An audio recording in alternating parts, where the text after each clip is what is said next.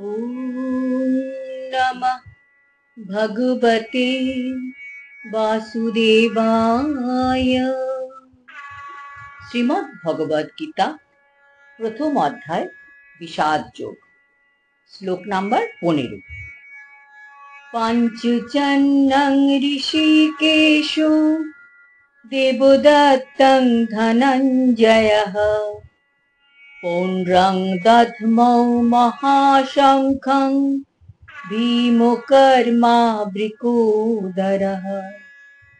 অনুবাদ: শ্রীকৃষ্ণ তার পাঞ্চজন্য নামক শঙ্খ বাজালেন, অর্জুন বাজালেন তার দেবদত্ত নামক শঙ্খ এবং ভীমকর্মা ও অতিভোজী ভীমসেন বাজালেন পৌণ্ড্র নামক তার বিশাল শঙ্খ।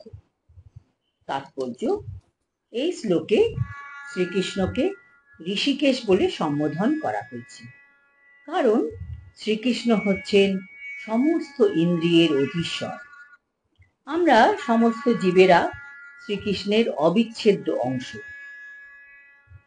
ভগবান সব জীবের অন্তরে অবস্থান করে তাদের ইন্দ্রিয়গুলিকে চালনা করেন।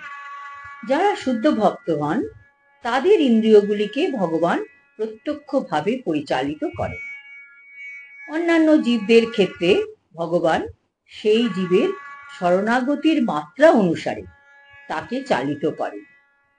অর্থাৎ ভগবানের উপর আমরা যতটা নির্ভরশীল হব, ভগবান ততটাই আমাদের সহায় থাকবেন। কুরুক্ষেত্রের যুদ্ধক্ষেত্রে অর্জুনের দিব্য ইন্দ্রিয়গুলিকে ভগবান সরাসরিভাবে পরিচালিত করেছেন, তাই এখানে তাকে ঋষিকেশ নামে অভিহিত করা হয়েছে।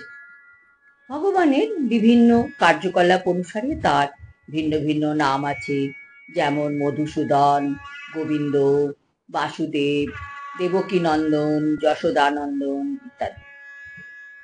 সখা অর্জুনের রথের সারথি হয়েছিলেন বলে তার নাম ছিল পার্থসারথি। কুরুক্ষেত্রের রণাঙ্গনে অর্জুনকে পরিচালনা করেছিলেন বলে তার নাম ছিল ঋষিকেশ। এইবার আমরা শুনব অর্জুনকে ধনঞ্জয় কেন বলা হয়েছে। যখন যুধিষ্ঠির বিভিন্ন যাগযজ্ঞের অনুষ্ঠান করতেন, তখন অর্জুন তার জ্যেষ্ঠ ভ্রাতা যুধিষ্ঠিরকে ধন সংগ্রহ করতে সাহায্য করতেন। আবার আমরা এই শ্লোকে দেখলাম ভীমকে বৃকোদর নামে অভিহিত করা হয়েছে। তার কারণ ভীম প্রচুর পরিমাণে আহার করতেন। আবার তিনি আহারও যেমন করতেন, কাজও তেমনই করতেন। তিনি হিড়িম্ব আদি দানবকে বধ করার মতো দুঃসাধ্য কর্মও করেছিলেন। তাই পাণ্ডব পক্ষে ভগবান শ্রীকৃষ্ণ সহ বিভিন্ন ব্যক্তিত্ব যখন তাদের বিশেষ বিশেষ শঙ্খ বাজালেন, সেই দিব্য শঙ্খধ্বনি যুদ্ধে উপস্থিত সৈন্যদের কাছে অত্যন্ত প্রেরণাদায়ক ছিল।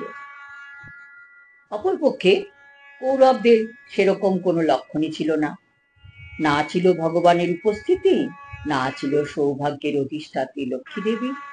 অতএব যুদ্ধে পরাজয় তো কৌরবদের জন্য আগেই নির্ধারিত হয়েছিল, এবং এই সমস্ত শঙ্খধ্বনির মাধ্যমে সেই বার্তাই ঘোষিত হল। হরি ওম তৎসৎ।